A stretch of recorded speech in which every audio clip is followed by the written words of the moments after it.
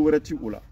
n t'a dɔn n'i y'a faamu o la ala k'an bɛɛ sababa ma nka n'i nana n'a ye a sɛ n'a sagaw n'a fɛngɛ o ye damana kiti wɛrɛ de ye quoi i ye n ka kuma faamu voilà o y'a kuma wɛrɛ de o ni an bɛ ko min yɛrɛ la olu ti kelen parce que kiti bɛ sigi fɛn min kan a b'a tigɛ o de kan n'a bɔra o kɔnɔ n'a donna fɛn wɛrɛ kɔnɔ o fana kuma a n'o baabu o b'a dan na Sofia TV n ka kuma in fɔ n y'o di aw ma i ka sɛ ka tunu a ka boli ne tɛn'o f'i ye nka ne kɔni b'a f'i ye n'i ye fɛn o fɛn kɛ k'olu amalu binniya i y'a kɛ ni ŋaniya min ala b'i sara n'o de ala k'an bɛɛ sababu ma ala k'o k'a k'ala bonya kosɔn n'i y'a danbe fana ka na nisɔndiya ma o fana y'a damana baabu ye n t'a dɔn n'i ye n ka kuma in fɔ o tɛ haramu ye silamɛya kan silamɛ ka nisɔndiya o tɛ haramu ye mais ni i bɛ nisɔndiya kun min na n'o ni ala ta ma bɛn o b'i ni ala cɛ n t'a dɔn n'i ye n ka kuma in fɔ o kiti bi e ni ala cɛ kuma dɔ la n'i y'a yɛlɛma a bɛ fɔ an tɛ sɛ dilan an tɛ an ka fɛnw dilan an tɛ nin kɛ o tɛ o sɛ dilan ko tɛ sɛ dunko tɛ nisɔndiya ko tɛ o y'a damana ko wɛrɛ de o ma bali silamɛ ye i ka nisɔndiya mais i ka nisɔndiya mun na kuma b'o yɔrɔ de la o y'a damana baabu ye n'a ko an k'a ta k'a don tarantiɲɛ ko kɔnɔ walima k'a danbe ka na n'o ye kuma ɲagaminen ala k'an bɛɛ sababu ma ala ka limaniya di an ma o tuma na ne ye kuma kelen de fɔ sufi cɛman n'a musoman ye nisɔndiya tɛ aw ma haramu ye nka an y'an ka cogo dɔn an yɛrɛ kun na an bɛ fɛn min kɛ a ka kɛ ala subhanahu wa ta'ala jati kosɔn an k'an janto o la an k'an cɛsiri o ala ko la bismillahir rahmanir rahim Allahumma salli ala sayyidina Muhammad wa ali Muhammad wa sallim. Ne y'a f'i ye nin ɲininkali ninnu ne ye ninnu jaabi cogo cɛɲi na n yɛrɛ ka hakilina na nka hakilitigi bɛɛ hakili y'a yɛrɛ ta ye sɛmatiya ni mɔgɔ bi jɔ fɛn bɛɛ la f'i yɛrɛ hakili bɛɛ hakili la ko a hakili ka bon o ye ala yɛrɛ ka kɛ Nabila Isa alayhi salatu wassalam ala ka kira don silamɛw bolo ani bonya ka kan wa bonya tigi fana de don wa ala y'a wajibiya an kan an ka ciba bɛɛ lajɛlen bonya k'a minɛ kunun fo bi kira caman tɛmɛna n da sera dɔw ma an da ma se dɔw ma k'a ta nuhu b'o la idrisa b'a la eliyasu b'a la Zulkiflu b'a la Musa b'a la Isa b'a la n'i ye ninnu bɛɛ ta an b'a fɔ k'a fɔ Allah subhanahu wa ta'ala ka hinɛ kɛ u kelen kelen bɛɛ lajɛlen kan kunun fo kana se an bɛ don min na i n'a fɔ bi o hukumu kɔnɔ kɛrɛnkɛrɛn ma an bɛ sanga min na n'o ye tarantiɲɛ ko kuma ye a bɛ bɛn a tɛ bɛn n y'a fɔ aw ye a kana ɲininka o la nka Isa ko bɛ min na an bolo a bɛ n'a fɔ n'i ye sisi kɛ yan ni e ye maa min bɛ sen yanfan fɛ o b'a ye ko nɛfu don min bɛ kun yanfan fɛ o bɛ sisi ye o tuma na Isa ko b'o cogo de la an bolo maa dɔ ninnu kan bɛ Isa min ma ani silamɛw kan bɛ Isa min ma i b'a dɔn ni o cogoya de ye n'i ye sisi sɛbɛn sisi bi mɔgɔ min bɛ kun dɔ in na nɛfu de d'o bolo nka mɔgɔ min bɛ kun dɔ in na sisi de d'o bolo o tuma na anw ka Isa ko o ye Allahu subhanahu wa ta'ala ye a ka hinɛ kɔnɔ Mariyama ala ka jɛn ka bɔ an n'a ma ala ka hɛrɛ hinɛ caman kɛ a kan muso sanuma muso belebele min ye den min di anw ma ni Allah subhanahu wa ta'ala ka hinɛ ye a dɔ la n'a bonyana mɔgɔ hakili ma ka sɔrɔ ma bonya yɔrɔ tɛ n'i ko Mariyama ye Isa sɔrɔ fa t'a fɛ n'i k'i bɛ danbeya kɛ ka taa fa la ka cɛ fa ɲin'a na k'o ka gɛlɛn an bɛ an fa adama bɔ ka jeli la a bɛ bɔ don min na san 30 ni san 3 a n'a bomusi kuwalen de bɔra kamalenkɔrɔ jɛsi o de bɔra k'i jɔ a fa bɛ min a ba bɛ min o tuma na sɔsɔli t'o yɔrɔ ninnu na o ye den min di an ma o de ye Nabila Isa ye ala ka hinɛ de ala ka hinɛ don o tuma na a sɔrɔla o hinɛ min na o ye silamɛya ka yeta ye Allah subhanahu wa ta'ala bɛ se ka fɛn kɛ fɛn min tɛ nin si ye i n'a fɔ a ye dɔw di an ma fa t'a la ba t'a la n'a ye dɔ di ni ba b'a la an b'a fɔ o ka dɔgɔ Allah subhanahu wa ta'ala ka baara la i ye n ka kuma in faamu n'o sabatira anw bɛna ye k'a fɔ nin ye silamɛya ka kira ye o ye minnu b'a fan dɔ in fɛ o ye anw ye o ye silamɛya ka kira nka fan dɔ in mago bɛ Isa min na n'o ye Jésus min ye o n'anw ka Jésus tɛ kelen ye o y'a danbe ka taa denya ma min ye masa yɛrɛ den ye fo ka n'a yɛrɛ kɛ masa ye o tuma na an b'a fɔ an ka Allah subhanahu wa ta'ala ka sanu o ma an b'a fɔ Muhamadu ma abduhu wa rasuluhu o tuma na olu t'a fɔ Isa ma abduhu wa rasuluhu ala ka jonte olu bolo a bɛ kɛ ala yɛrɛ de ye olu bolo kuma dɔ la a bɛ kɛ ala yɛrɛ den ye silamɛya ka sanu ka bɔ nin fɛn ninnu ma o kuma na lam yalid wa lam yulad wa lam yakul lahu kufuwan ahad mana kuma in bɛ nin yɔrɔ in de la o la an ti mɔgɔ juguya la an ti mɔgɔ kɛlɛ nka diinɛ ye diinɛ ye silamɛya ta ye nin ye silamɛya ka hakɛ ye nin ye silamɛya jɔyɔrɔ ye nin ye wa nin ye silamɛya ta ye walima silamɛya ka hakɛ tɛ nin ye silamɛya jɔyɔrɔ tɛ nin ye wa nin tɛ silamɛya ta ye n t'a dɔn n'i y'o kuma faamu o kɔfɛ a ma bali silamɛ ni kafiri ka ɲɔgɔn bonya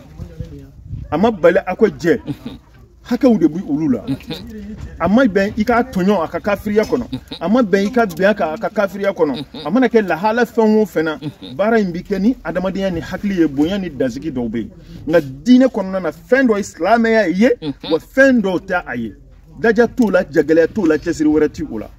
n t'a dɔn n'i y'a faamu o la ala k'an bɛ sababa ma nka n'i nana n'a ye a sɛ n'a sagaw n'a fɛngɛ o ye damana kiti wɛrɛ de ye quoi i ye n ka kuma faamu wala o y'a kuma wɛrɛ de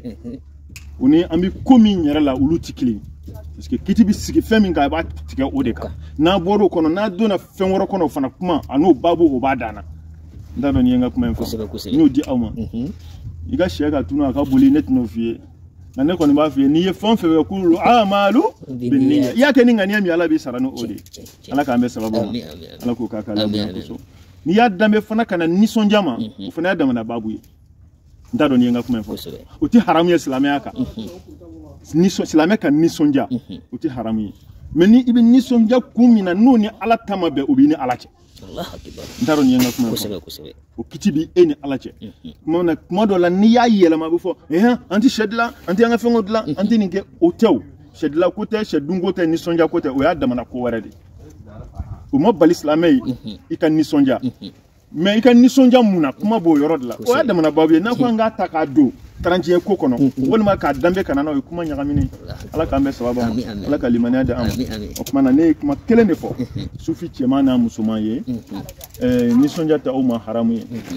nka an y'an ka cogo dɔn an yɛrɛkun na an bɛ fɛn min kɛ a ka kɛ ala subhanahu wa ta'ala jati kosɔn an k'an janto o la an k'an cɛsiri o ala ko la ya rabbi an ka jamana ala ka suma ala ka barika don a la ala ka sabu ɲumanw k'an ye ala k'an kunna diya don bɛɛ ye ala subhanahu wa ta'ala ka don ye wa don bɛɛ bɛ ala subhanahu wa ta'ala ka don barika da don bɔ inshallah an bɛ dugawu kɛ an ka kɛtaw n'an ka fɔtaw ala k'u bɛɛ sababa ma an ka foli ani tanuni o b'aw kelen kelen bɛɛ lajɛlen assalamu alaikum wa rahmatullahi wa barakatuh. A bɛ se ka dɔɔni fɔ an ye français la minnu bɛ yɔrɔ jan dɔw bɛ yen u ka kuma ka d'u ye mais oui, en français, le sujet du 31, je l'ai déjà débattu. Je l'ai déjà débattu, je ne voulais même plus revenir sur cela. Pour quelle raison? Parce que le débat est clos. Ce n'est pas une fête musulmane. Ni de plus, ni de moins. C'est une fête carrément appartient à d'autres religions. Et d'ailleurs, s'il faut inspecter dans cette autre religion, il y a même des divergences. Donc je ne vois pas pourquoi et pour quelles raisons les musulmans se s'entre-déchirent à cause de cette fête. Donc, s'il s'agit de la bonté envers quelqu'un d'autre, cela est permis dans la religion. Mais à la limite des prescriptions de ta religion musulmane, rapportées par un prophète sallallahu alayhi wa sallam qui s'appelle Mohammed.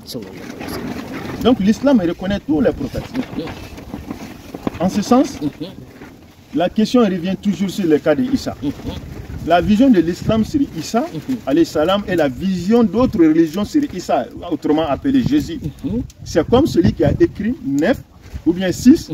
celui qui est en face de l'autre côté le voit 9 et celui qui est au l'autre bout le voit 6. Ça dépend. Donc l'islam, la question d'Issa, c'est comme 6 à l'envers chez d'autres et 6 au sens propre chez les musulmans. Donc de ce fait, nous ne pouvons pas dire que notre Issa est égal à Jésus dont vous parlez.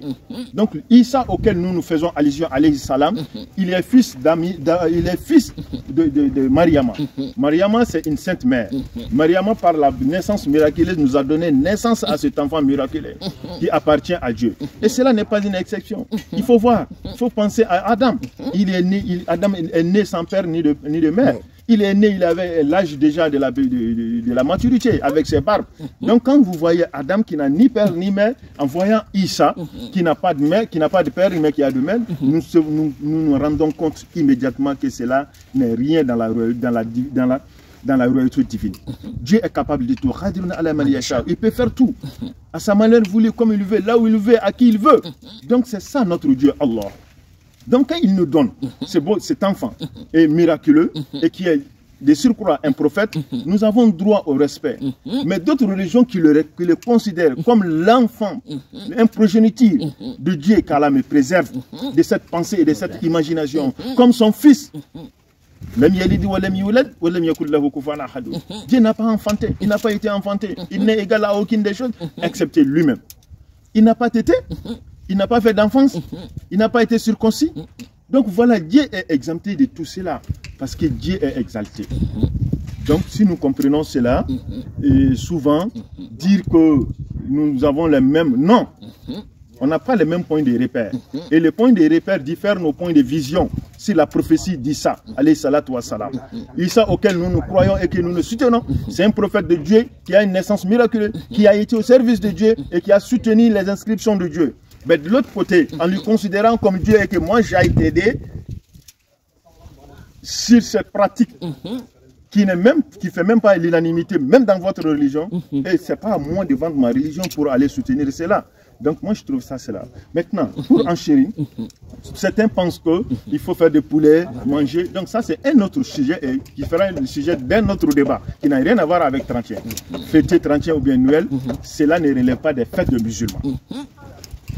C'est ça qui est clair. Maintenant,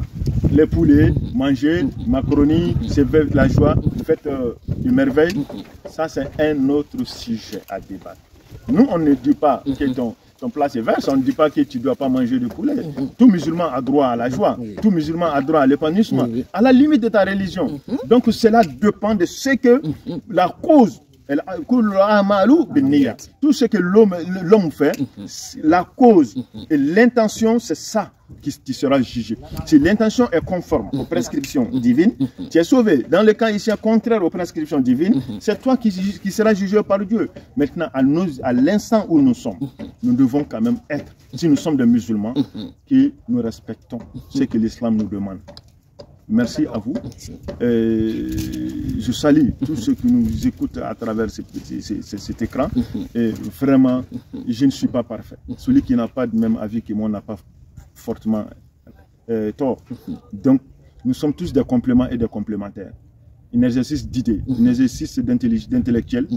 ce n'est pas de la pagaille ni de la guerre. Et chacun avance seulement son point de vue sur un sujet bien précis. Et voilà mon point de vue par rapport à cela. Et j'interpelle tous les soufis. Je ne vous interdis pas de ne pas être joyeux. Mais les conditions, faites la différence dans les conditions pour être sauvés. Et pour être parmi ceux qui ont été sauvés. Merci à Salatu wa salam ala Rasulullah.